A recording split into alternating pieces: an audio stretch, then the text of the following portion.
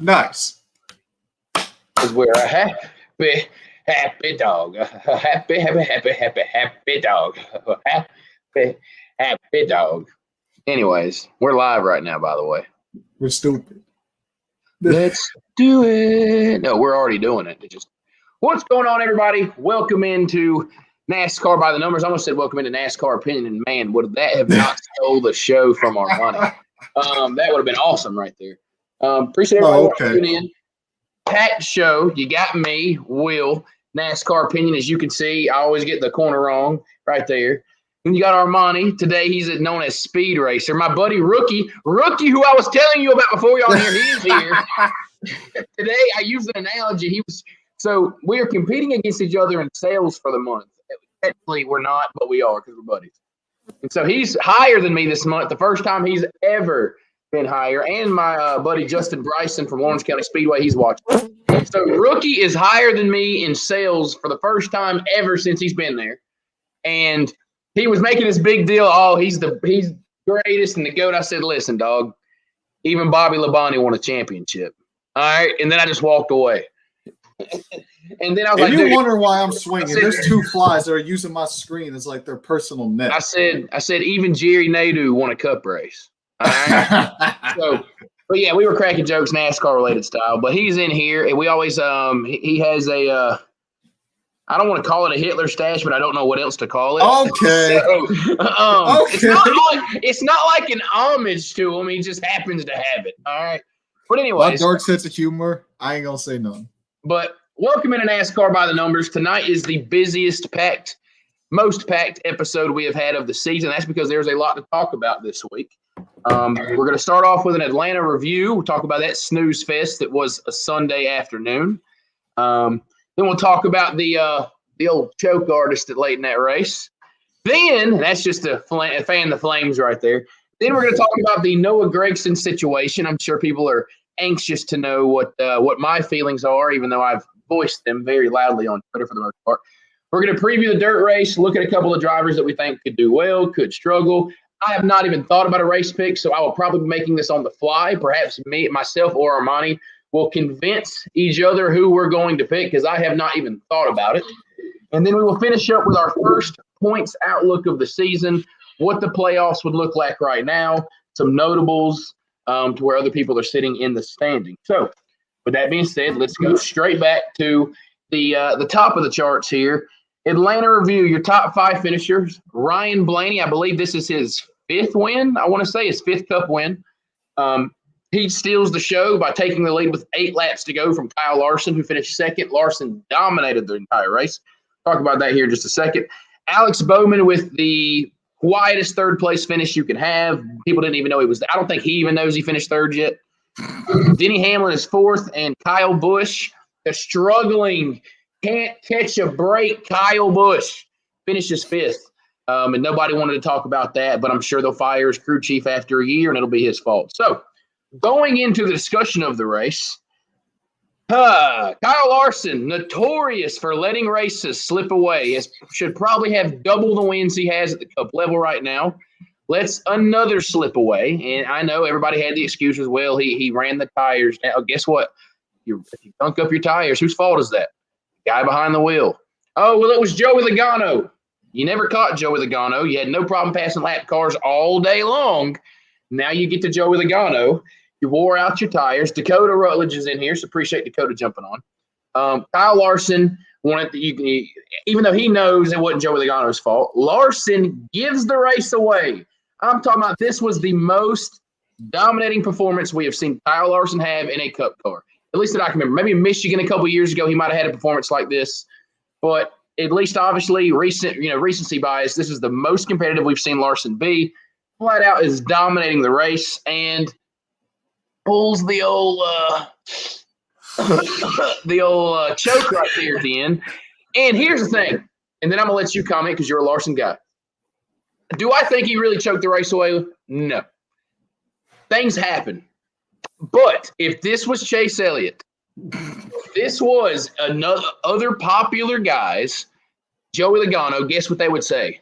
He choked the win away. Chase Elliott, the choke, who has double the wins of Kyle Larson, If this had happened to him, that's all that Twitter would have talked about. That's all that Facebook would have talked about. Chase Elliott choked up another race win. So what say you on watching your driver do what he notoriously does, which is give away obvious wins?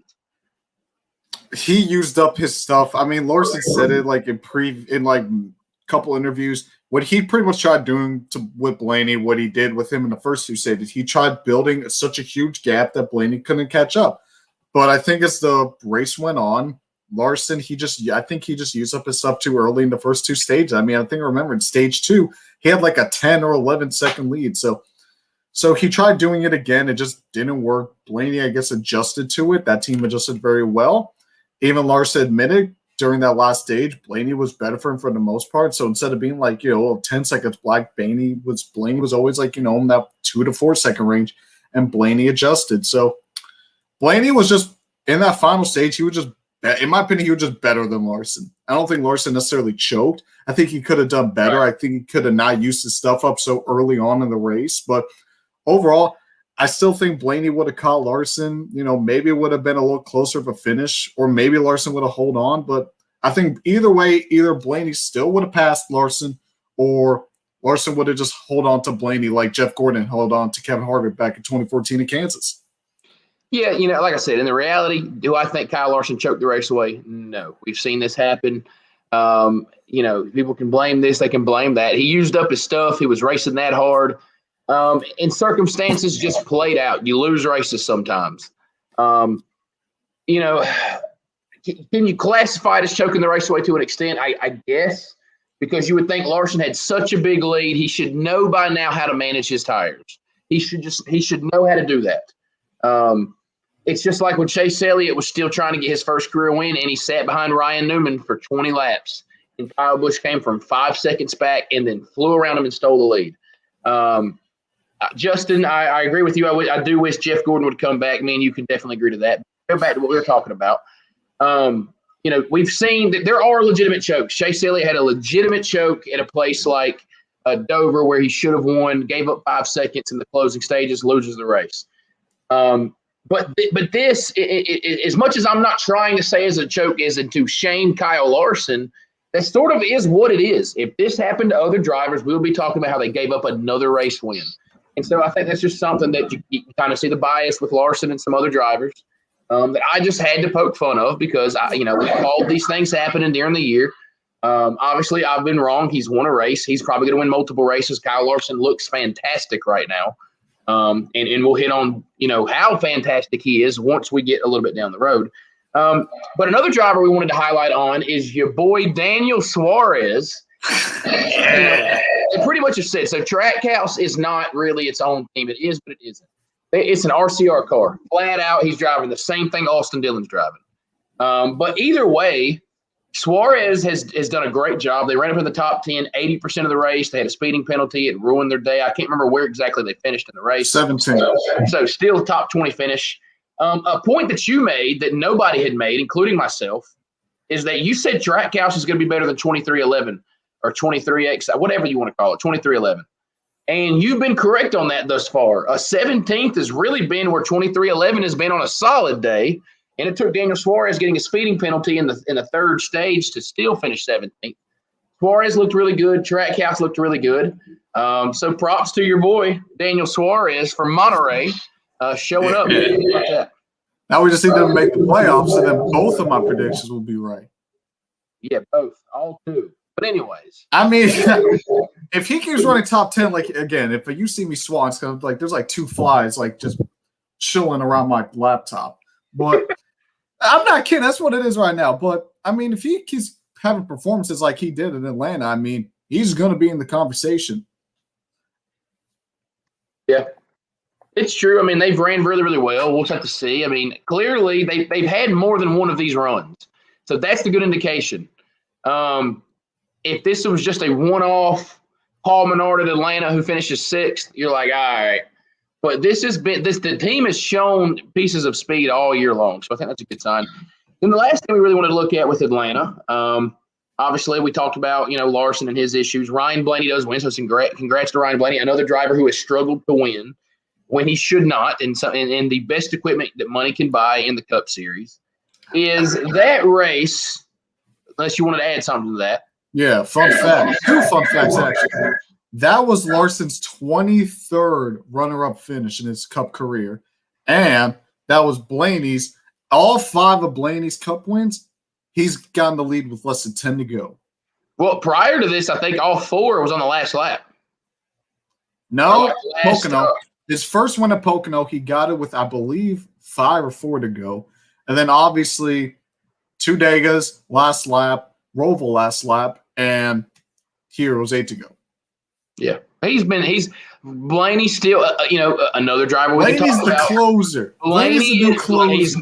I wouldn't even call him the closer. Blaney has not had one race where he dominated in his one. Maybe it was Bristol a couple of years ago. A couple of times he should have probably won at Bristol, and circumstances have happened. But Blaney, that's a topic for another day. I could rant about Ryan Blaney. The guy has not done what he needs to do to necessarily be considered like a Chase Elliott, a Kyle Larson, a Kyle Busch to that upper echelon. But anyways, that race was a snooze fest. In fact, I took a nap during stage 2. Whoever thought it was smart to bring 550 horsepower to Atlanta made a terrible decision. Why that race is still 500 miles, I have no clue. And that combination made for, no doubt, the most boring race we've had this season. A lot of green flag laps, and that's not necessarily even just not a lot of great racing.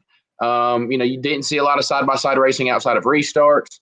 The race was extremely long. I mean, this is one of those races that you could go start the race, take a nap, read a book, barbecue, take a secondary nap, and you still watch all of stage 3.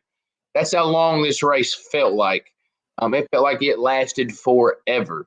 And you could tell. I mean, you could just tell on TV. There was people that we saw on Twitter that were at the race. One particular, we're not going to name any names, at his first ever Cup race. He was like, "Dog, do I leave? Like, what am I doing?" Poor man. Right. And Dakota was saying it was great live. And don't get me wrong, being at the racetrack live will always beat on TV. But it was a rough race. I've been to Atlanta. Atlanta is the only race I've ever left, and I was not in the grandstands. I was in the garage area, so you really can't see nothing during the race, and there's nothing going on. So you're really kind of bored when you're in the pits. You see a couple of live pit stops, you've kind of seen it.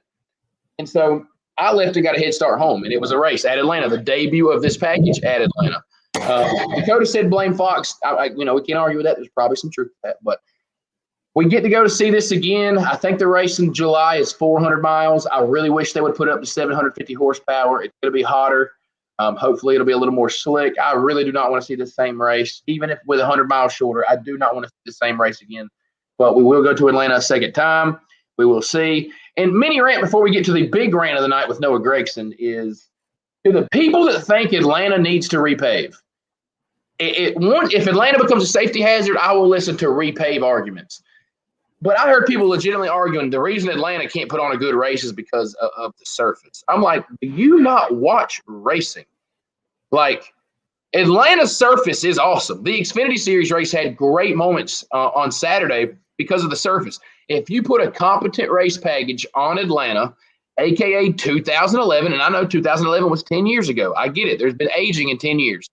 That was a hell of a show. If you let these dudes race, what makes Atlanta special is its surface, and it's so bumpy, but you can go low, you can go up high, you can run the middle. So for people that are arguing over repave, and that's going to fix the problems, a repave would, as Brett Griffin says, a repave would suck at Atlanta. They would be, you wouldn't move around I guess you could move around, but everybody's going to pick a certain lane. Fresh, the cars are going to stick. There's going to be no bumps. They're going to be getting out of shape. They're literally going to ride in line. With fresh asphalt. That's just how it's going to be. So now, do you have any thoughts on the Atlanta repave? The only thing you can say for the Atlanta repave, unless they do what they're planning on doing with Fontana, where they're going to turn it to a short track. I heard one argument where it's like, the tire wear is so bad at Atlanta, it's like there's no need for any. There's really no tire strategy. You literally you got to run one lap. You already got to take 4 tires. It's caution. If they repave it, no one's going to take tires. If it gets repaved, why did Austin Dillon win Texas last year? Because there was a repave at Texas because you didn't need to take tires. Well, I think to a point, it would still be either or. Either the new asphalt is still going to chew the hell out of tires and everyone's going to pit, or you run into the situation like they did at Texas where you can kind of get lucky. But again, a lot of the Texas stuff it's aero. They couldn't get around them because you couldn't even get close to them, even on old tires. Atlanta, I'm fine with Atlanta's surface staying the way it is. As long as it does not become a safety hazard. If the track starts coming apart, obviously at that point you have to address concern. But from what I know, we haven't seen that happen. Everyone just kind of wants to throw the surface under the bus when we know it is this god-awful racing package that produces great restarts, but the car can't wreck. They can't race. You can't catch anybody. You can't run side by side. And it's just rough. But going into the second portion of the night, this is the part I've been waiting for. Obviously, now I didn't get to see it live. I saw the end of the Xfinity race, and I saw the scuffle that took place. Ironically, this happens the week after we talk about scuffles. Facts. Noah Gragson and Daniel Hemric get into it. If you have not done your own research on the topic, look it up. Apparently, a lapped car sort of caused Hemric to be further in his box. It actually missed his box, went into Gregson's box. Gragson was coming in. Hemric backed up. Well, Gragson, because he had to adjust for Hemric, took a bad angle. He pulled then he put it in reverse to try to. Gregson's wheels were outside the box. He pulled backwards. In the midst of pulling backwards, he tapped the front of Daniel Hemric's bumper and pulled forward. I wasn't watching live, but I would assume nobody cared when that happened live. Nobody cared about the issue when it happened live. If I had to guess, I was not watching this race live. I was at a dirt track at that point watching practice. But we have a huge altercation coming.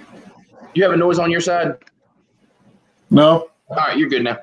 So we have a big altercation. Noah Gragson's doing a post-race interview. Daniel Hemric comes up, shoves Noah Gragson. Noah Gragson swings, misses Hemric. I don't know if he popped him or not. It looked like he may have tiny bit caught him. Noah kind of missed it. I mean, there was no black eye or bruise, nothing like that. Pit crew members get involved and it's all split up. And Noah Gragson just had to throw out a little quip about, I'd be if I had done that in my career, I'd be upset and this and that and all that. So I've had my opinion on it. I'm going to let you go first. Me and you have not talked about it. You obviously follow my Twitter, so you know how I feel, but we have not had a conversation because I didn't want to sway your view at it at all. I didn't want to give you any sort of ideas. I didn't want to make any fair points. I didn't want to make any argument. I wanted you to come at this 100% how Armany feels about the situation. So what are your thoughts on the Noah Gragson situation? Do you think he did anything wrong? Do you think Hemric was justified? What say you about the conversation? I don't think he necessarily did anything wrong. I mean, it was the lap car. The lap car screwed up Hemric's entry, then it screwed up Gregson's entry. The thing that Hemric is mainly pissed about and why Hemric thinks Noah did it allegedly is because Noah apparently flicked him off before, I think a couple laps before then. Noah apparently flicked him off, and that's why Hemric thinks it was intentional. Do I think it was intentional? No. I don't think Gregson's going to be like, hey, here's a great idea. Let's back into his pit crew. Let's kill everybody. Let's do it. This is going to be epic. I don't think Gragson was thinking that. But Gragson, again, like it's been stated over and over and over again, Gregson's a great personality, and he gets into too many the altercations he gets into, it's like, I think what's really annoying about it is that he's like, it's not like Tony Stewart or Kyle Busch where they're just going to back it up by winning the next week. Gragson can't really do that yet. He's only gotten 2 wins in his Xfinity career with JRM. He went winless in 2019, and he only got 2 wins last year. So I think that's like the main reason why people are more infuriated with Gragson is because he's like Tony Stewart. He's like Kyle Busch since he's got a fire personality, but he can't back it up with wins. So that's why I think people are just mainly furious with Gragson about. If he was backing it up, he was winning like 5-6 races a year like Stewart and Kyle Busch used to do, then I think people wouldn't have as much of a issue. But I think it's the main issue with Gragson. He's just not backing up his personality and all these antics. So it makes him just seem like he's just causing problems, and that's the only thing about him instead of just, causing problems, but at the same time he's backing it up. So I think that's the main thing I think people are having with Gragson. I don't think he's doing any of this shit intentionally, personally, but that's my opinion. So overall, the opinion of Gragson, I can understand and agree with. I understand the overall frustration, but to the situation that happened Saturday, I have never seen such a small situation be so blown out of proportion. I'm talking about, I saw people saying he should be suspended. He should lose his ride. He put crew members in danger. There wasn't a crew member that was close to getting hit. The dude was still changing the front tire. Wasn't even close to the front of the car. All right. Well, what if he would have missed the car? He didn't miss the car. All right. Well, what if he would have? Okay. What if we all started to race at Bristol this weekend and all 40 cars flip over in turn one? We can ask what if all day long. All right. I have never seen such a small situation get blown out of proportion. Yes, am I a Noah Gragson fan? Yes, he is my favorite Xfinity Series driver. He went in there. Daniel Hemric overshot his pit box, again, due to a lap car. So Daniel Hemric literally just is going to have to do, what did Daniel Hemric do? Backed into his box. Oh, I get it. Maybe he didn't hit a car. What did he do? He literally threw it in reverse and put it in his box. Noah Gragson had to try to get around Hemric. Car wasn't in the box, which they talked about over and over again, how small the boxes are at Atlanta. What does he do? The same thing Hemric does. He puts his car in reverse. And he did make contact. Meanwhile, to let you know, I've been punched in the arm harder than he touched that race car. All right. Okay. The bird. I'm sure he was frustrated because of Hemric. He literally lost probably 10 seconds on his pit stop because Daniel Hemric, mind you, at the same time, Hemric did not know the full situation. Gragson also didn't know that a lap car caused Hemric to have that situation. So all Gragson thinks is Daniel Hemric, a 7-8 year NASCAR veteran, couldn't pit his car like he didn't know what he was doing. All right. So that's all he's thinking. I'd probably throw a bird out the window too. What did you just do that for? I mean, you should know better than this. You're Daniel Hemric. Goes in there, literally taps the bumper on the front of Hemric's car, pulls back forward, and all you heard was, oh, he's endangering crew members.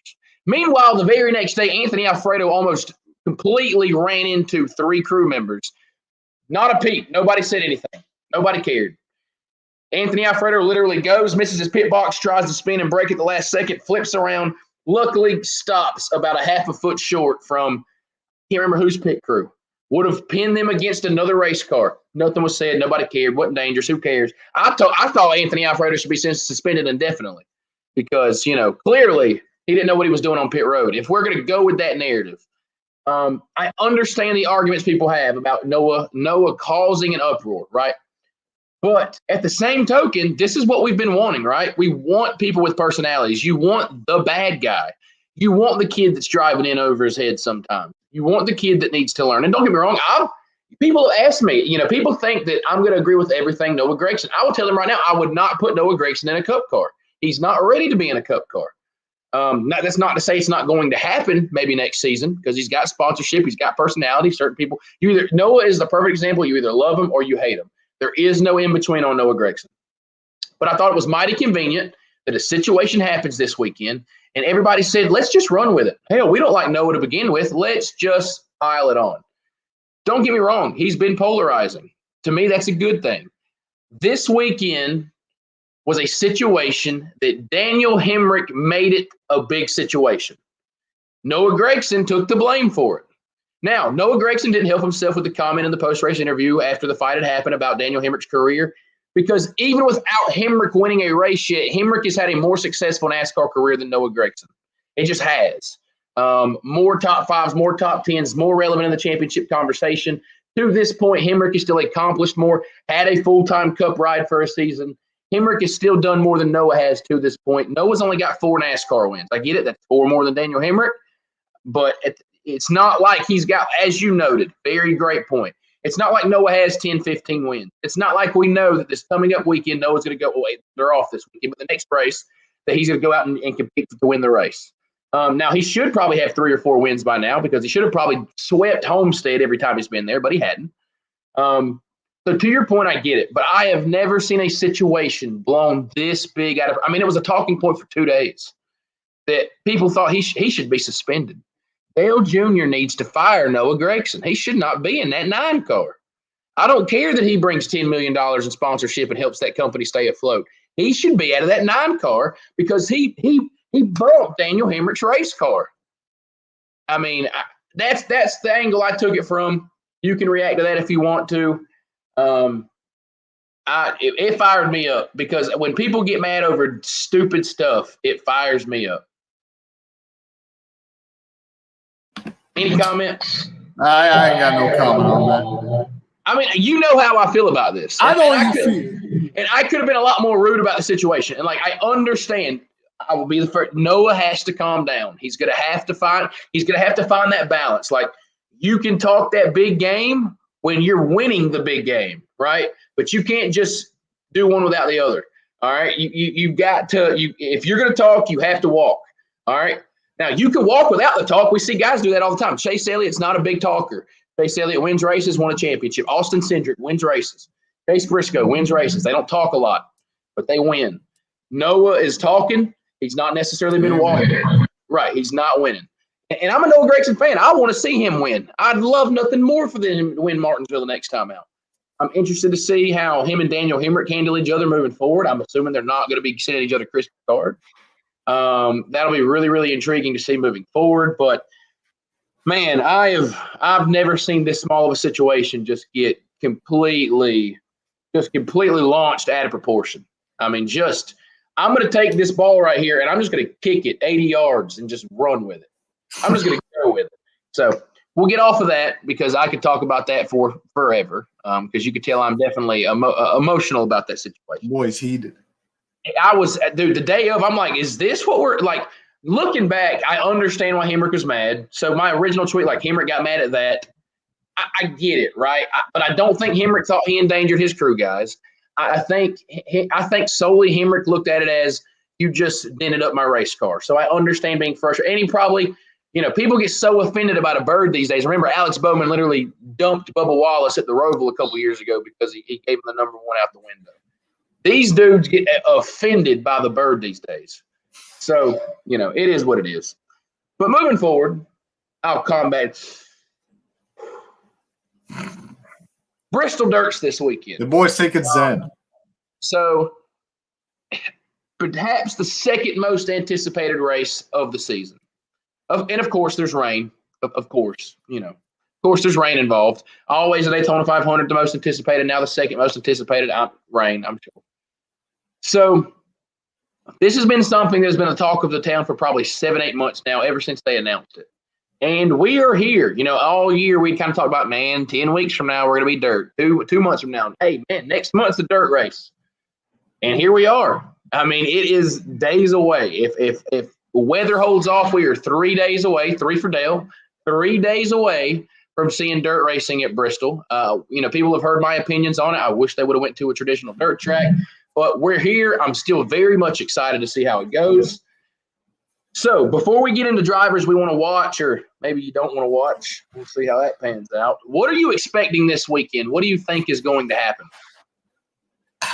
Honestly, something I've learned from watching NASCAR is that we shouldn't expect utter chaos from just complete unknown. When the Roval happened, for the most part, it's a fairly tame race when it, for like 80-85% of the race, it was tame until Kyle Larson and Brad Keselowski turned off their controllers and then killed half the field. When we went to the Daytona road course, it was a fairly tame race, and everyone thought it was going to be shit show. I understand we're going on a dirt track, dirt track that no one's seen for 2 decades, but these are the best stock car drivers in the world. At least a quarter of them, probably half of them, have a good chunk of dirt experience. And a lot of them that don't have that experience are gaining it now. So I don't think, at least for the most part, we're not going to see Daytona or Talladega. We're only seeing 2 cars on track. I think we're going to see the guys who excel at dirt up front the most and the guys who aren't really the best in the back. But I do think you're going to see a lot of these, especially veterans, pick up to it very quickly. Yeah, I think it's a combination of what you just said. But I think another thing is people seemingly forget how good these drivers are.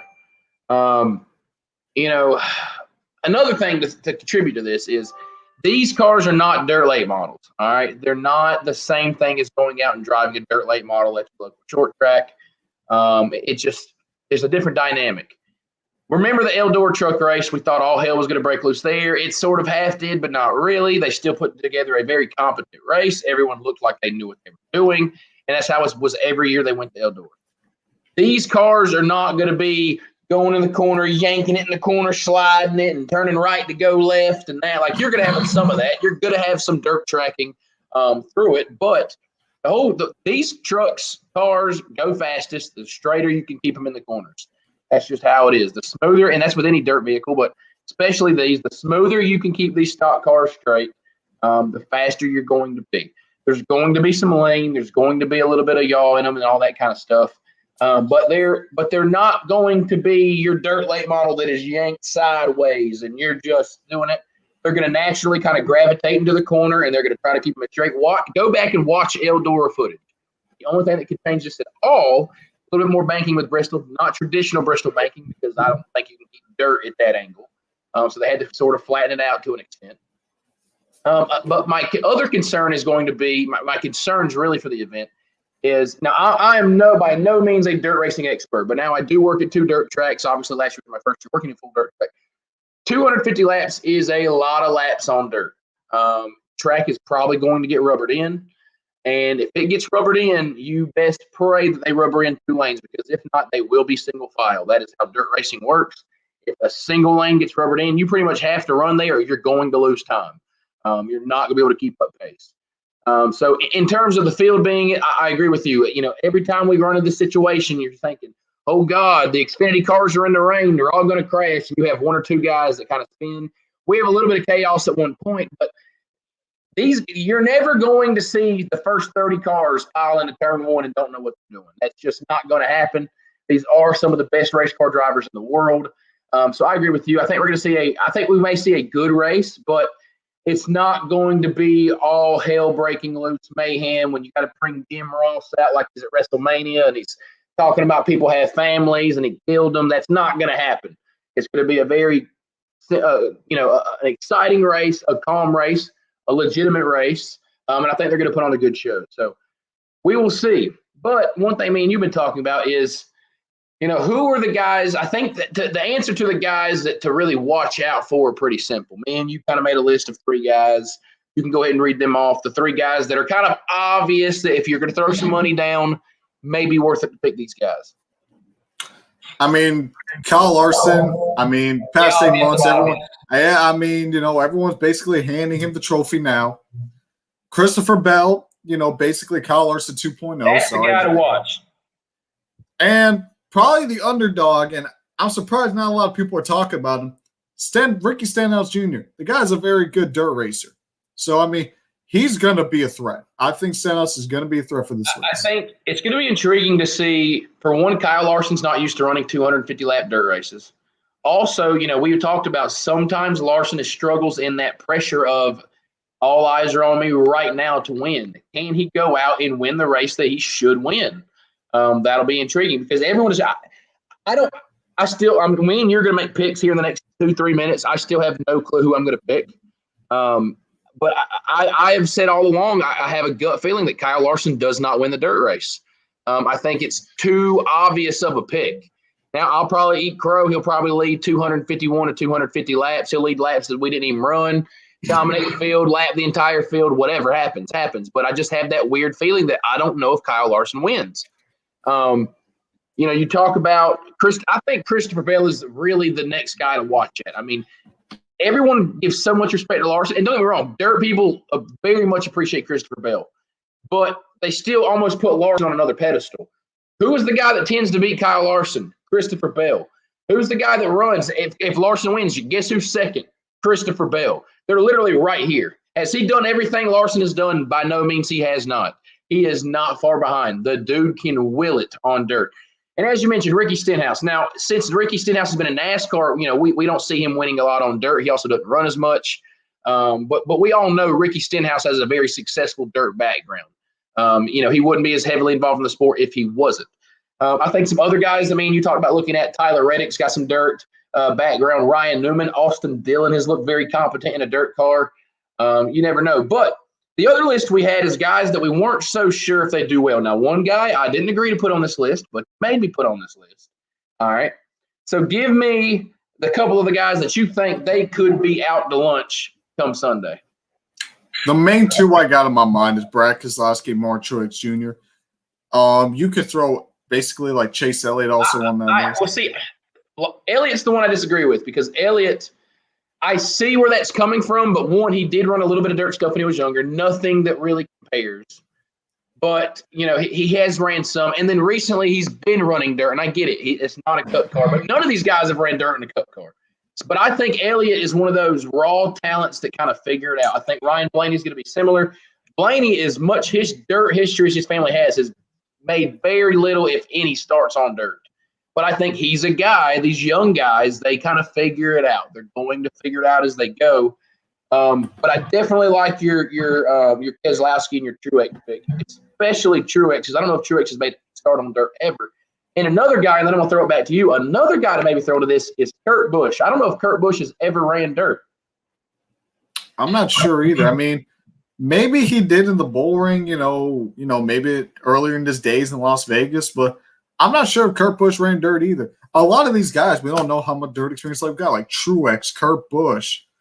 I mean, you could probably throw Hamlin in there also. Right. I do. And one thing I have enjoyed, it's been fun watching these Cup guys go try to run local dirt races or even the Dirt Nationals at Bristol. It's when this is what we need more of. We need more of the big stars going back and running grassroots racing. People can complain all they want to, but it's badass.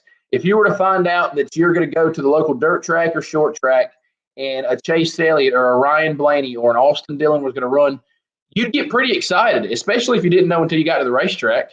That's pretty badass to say, somebody showed up to a dirt track last week and they were like, you mean like the NASCAR Brad Keselowski's running? You're talking about like the 2012 Cup Series champion Brad Keselowski. He's running. And you're like, he's in the race. That's awesome. I mean, people love that. They can talk trash all they want to. That is awesome when those big NASCAR boys come to town. But I'm with you. Again, I think for the most part by going to see guys figure it out. If we were to worry about any sort of danger, I think you're going to be talking about the same ones who were your by the way, Dakota loves your Homestead hat. Appreciate it. I think if there's anybody to worry about, it's going to be your typical, the guys that are maybe in the Rick Ware kind of cars, so combine bad equipment with never ran dirt. I don't know. So like Quinn Houff, Rick Ware cars. I don't know Quinn Houff. Now, for all we know, Quinn Houff, he could have been a dirt guy. We have no clue. I would guess he probably isn't, but we have no clue. But you could combine a guy that already struggles to stay out of the way, then add they have no dirt experience. We're going to put that together on Sunday for 250 laps on the biggest show you're gonna have of the weekend. So that could be intriguing. And so I guess we have to now make a pick. I'm sure you have one. I have no clue. I'm going to literally have to come up with this on the spot. Who is your pick to win the Bristol Dirt race? I already know. I shouldn't even have to ask. Go ahead. As much as I want to pick Larson, and I really want to, I have a gut feeling something's going to happen. He's going to be in the lead, but he's going to get Ryan Blaney, and someone's going to take him out. So Larson is not my pick to win the Bristol Dirt race. Wow. My pick to win the Bristol Dirt race, can't believe saying this guy's a pick, is technically a wild card. I don't know why. This just screams. I don't know why, but in my head, this race just screams 2017 Daytona 500. Kurt Busch is going to pull something out of his ass and win the race. We literally just talked about this dude potentially not having any dirt experience, and this dude's like, I'm going to pick Kurt, man. I'm just going to pick Kurt. I'll be honest, I picked Kurt like 2 days ago. I'm like, I don't know why. I just feel like Kurt's going to win. Occasionally, we have those picks. This is exactly kind of like yours. Occasionally, you have those picks. This is completely different. Occasionally, you have those picks where you don't have a pick, but you think one thing's not going to happen, so you're going to go with the next most logical thing. So I'm like you. My gut has told me for 6 months that Larson's not going to win this race. So I'm going to go with, and I'm not very confident in this pick, but I've got to make a pick. I have not thought about it at all. I'm going to go Christopher Bell. I'm going to go Bill, puts on the show on the dirt, just like everyone forgets that he can. He's probably realistically, he's probably the second favorite coming in. I'm going to say Christopher Bell goes out and didn't even think about this, would make him the first multi-time winner of the season over your boy Kyle Larson. Christopher Bell goes out, gets the win, gets a second career Cup win, gets a second win in 7 starts with Joe Gibbs Racing. And, that could get a little bit interesting. So, moving forward now, I can't believe this dude picked Kurt Busch. But anyways. I can't believe it either. I was going to pick Stenhouse, but I don't know why. My gut's telling me Kurt Busch. Stenhouse, you know how Stenhouse, even if Stenhouse was up front, he's going to make a mistake. He's going to make a boneheaded move. He's going to do something that would cost him the race. This race is just screaming a random winner, so I am giving it its due course. So now I wanted to look at this. Now, I don't know if you wrote it out, but I've got it right here. Me and you always like to look at the points every few weeks. This will not be an every week thing. I really wanted to do it after 5 races, but then I said, no, let me do 6. That way we have exactly 20 races until we get to the playoffs. And so what we may do is we may do it like every 5 weeks, 15 to the playoffs, into the playoffs, 5. And then once we really get to 5, we're probably going to be talking about points every single week because we're obviously highlighting the postseason. So this is our first points outlook of the season. So the way we have it set up is we have what the playoff grid would look like right now. NASCAR makes a breaking announcement tonight, right after this podcast, that we are cutting off the regular season. The playoffs start this weekend at Bristol on Dirt. Besides every fan losing their mind and maybe never watching again, we're going to pretend that's happening. This would be your playoff grid, and then if there's a couple surprises in there, I'll let you react to them. We'll discuss. But right now, your playoff grid, do not want to focus on anybody who's not in here. Right now, the playoff grid. Kyle Larson is actually, he would be your playoff points leader, so just a tip of the cap to how good he's been. Denny Hamlin, Martin Truex Jr., Ryan Blaney, William Byron, Joey Logano, Christopher Bell, Brad Keselowski, Michael McDowell, Kevin Harvick, Chase Elliott, Chris Buescher, Kyle Busch, Austin Dillon, Alex Bowman, and Kurt Busch. Obviously your Bristol pick. Any surprises there in the top 16? I'm surprised Buescher is 12th. And, I mean, you can obviously say McDowell, but we already know he's been locked in since the season started. That's another one I'm surprised about. I mean, I'm surprised, Austin. I'm surprised, Kyle Busch is so low. Surprised Chase Elliott is so low. I mean, that team's had speed, but they just have no playoff points to back it up. So I agree with you. I think the only surprise here is Buescher. Looking at his finishes, I've got him pulled up 31st, 11th, 19th, 14th, 18th, and 7th. That team has shown a little bit of speed. I remember they even won a stage at Homestead.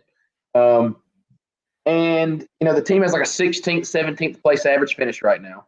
If that team can continue to do that, they're going to be right in the thick of these things. There's a lot, we talked about there's probably 24, 25 guys that can make this playoff. And here we are. We've got those 16.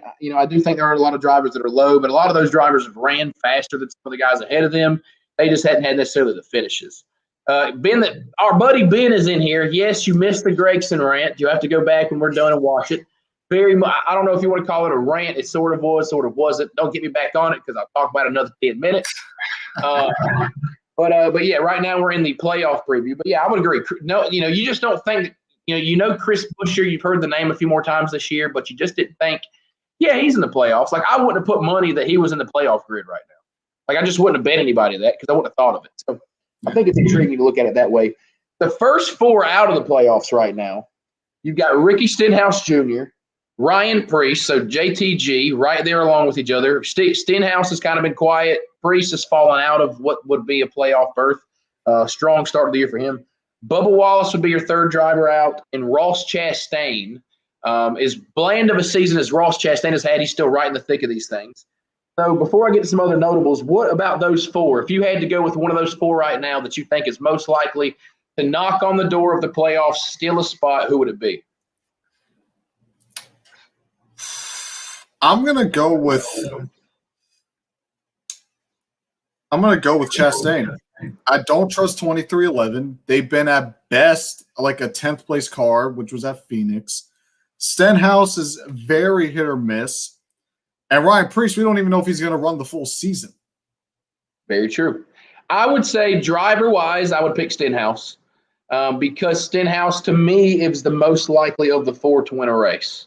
Whether it's this weekend, whether it's Talladega, whether it's Daytona, Stenhouse, to me, is most likely to win a race. But equipment-wise, I'm actually going to go with 2311 and Bubba Wallace. That we've seen those cars get a little better. If they can start finishing where they're in finishing, then you're looking at Chris Buescher 2.0. On a day where they can actually have nothing go wrong, that team can usually finish anywhere from 15th to 20th. that is good enough to be in the conversation. Now, whether it's good enough to make it, we'll have to see 20 weeks from now. But I think Bubba and them have the best equipment of the four down the long run, especially if, again, you talk about the Gibbs backing and the equipment, that supposedly the funding they have the most realistic chance probably to win a race equipment-wise than these four and hopefully have some good finishes. So we'll see there. And then some other notables I wanted to get into. 23rd in points is Daniel Suarez, just a comparison. So it's weird. Trackhouse has looked better, but Bubba Wallace is actually higher in points by a handful of spots. They're 4 or 5 spots higher than Suarez right now. Matt DiBenedetto is 24th in points. He's starting to dig out of that hole, but he has got a long way to go if he's going to point his way in. Because you know me, I don't think he wins a race this year. Eric Almirola is 26th in points. It does not feel like he's had that much bad luck, but apparently he has. 27th is Chase Briscoe, the guy that me and you maybe thought could have won a race at some point this year. He is 27th in points. And Tyler Reddick, 28th in points right now for the sophomore slump. You talked about the sophomore slump on Twitter this weekend. Reddick is going through it just like everybody else. It's so weird because on any given weekend, Reddick can finish top 5, and then he'll finish 25th the next 3 weeks. So some big names that are floating throughout the entire field of the point standings. Any other surprisers is Quinn Huff still doesn't have as many points as Jamie McMurray, and he's ran 5 more races. But, that doesn't really matter. So any comment on any of those particular drivers there that we talk about as other notables? Not necessarily. I mean, with Almirola, I feel like fall off that a lot of people have been anticipating. I don't think a lot of people anticipate Almirola to do as well as he did last year. But now, I think it's finally starting to I think the competition is finally starting to catch up to a lot of these drivers. It's catching up to Almirola. It's catching up to Benedetto. It's catching up to Newman. So, I mean, you're starting to see these young guys or these guys who just there's a clear gap. You're finally starting to see, really, who's up. Honestly, the top 16, really just paying attention to it. I wouldn't be surprised that these are the 16 drivers that compete compete in the playoff once we're 20. I don't think there's a guy outside the line that I'm 100% betting my money this guy makes the cut. I mean, there's not anybody that I'm that confident. Now, at the same time, I'm not that confident that Chris Buescher maintains it and stays in the field. He could. Driver-wise, Chris Buescher is very comparable to all of these drivers. I mean, Chris Buescher, people forget how good of a race car driver Chris Buescher is. Chris Buescher in the right equipment has probably won a handful of Cup races by now. He's where he's at. But I'm with you. I mean, there's not a driver that I look at that we talked about outside of the grid that I'm like, yep, he's winning a race. I don't think I predicted any of these guys outside to win a race besides maybe Chase Briscoe, which is my own stupid thing. And I think it maybe could still happen. I think Chase Briscoe has had good runs. He just hadn't put together good finishes. So you have Briscoe winning a race and now Larson. Yeah, I know, which is wild. Yeah. Wild. And you say I'm the crazy one. Well, you did have John Hunter Nemechek winning a Cup race and making the playoffs, so just remember that. And I got Trackhouse making the playoffs. We are going to roll out of here. It's been a fairly long show. We knew it was going to be a packed show. Make sure if you guys miss anything, go back and rewatch it. Appreciate everybody tuning in. Again, we'll be back. We will not miss a show until I believe it's going to be April 15th, somewhere around there. I'll be on my honeymoon, so we will not have a show, but that's a couple of weeks away. We'll worry about that then. So with that being said, hope everybody has a great weekend. Enjoy Bristol Dirt for whatever the monstrosity may be, whether it's the greatest race we've ever seen, the worst race we've ever seen, the greatest show on dirt, the worst show on dirt. We will find out. I'm going to have a good weekend. I'm going to relax tomorrow night. I'm going to potentially go to Lawrence County Speedway for a little bit of practice on Saturday if the weather holds off. May do a little drinking Saturday night. We'll find out. And then Sunday, I will be sitting my overweight tail on this couch and watching the Bristol Dirt race for the Cup Series cars. Going to try to watch the truck race and everything too. I just don't know. I may have some friends coming over. We'll have to see how that times out. So I'm sure Armani, whatever you're doing this week, apparently hanging with the boys. I'm always hanging with the boys. Always hanging with the boys. We're going to have a good weekend. We hope you do too. We appreciate you watching, appreciate you supporting. And we will have plenty to talk about. Peace out, Ben. We will have plenty to talk about, I'm sure, after this weekend because, hey, for the first time in 50 years, we're on dirt this weekend. So it's dirt, baby. Dirt, baby.